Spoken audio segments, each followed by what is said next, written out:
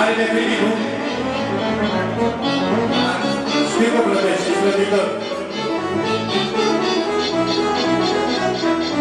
Salută Mireasa, ca așa e frumos. 2 secunde, Cameline, își cere scuze. Și aprobăm în numele special.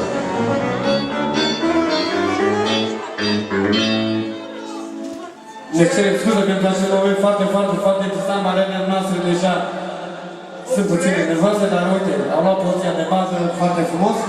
Domnul Cinerică, declarația de dragoste. Un singur de iubesc de la frumos și modest.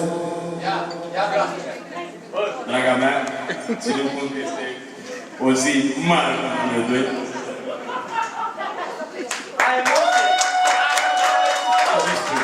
Te iubesc și să sperăm să îmbătrânim împreună într-o mare de iubire, dragoste și sentimente cu noi.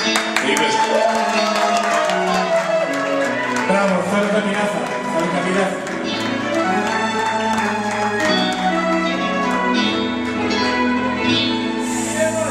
Hoții au deprimit și acum surpriza noastră, surpriza seriei. Pufuleții și pufarinele, mă rog, pufuleții. Unde ești, mai pe Frankfurt, pe Main? Merge! Gata! Acum iartă-l! Vrei să...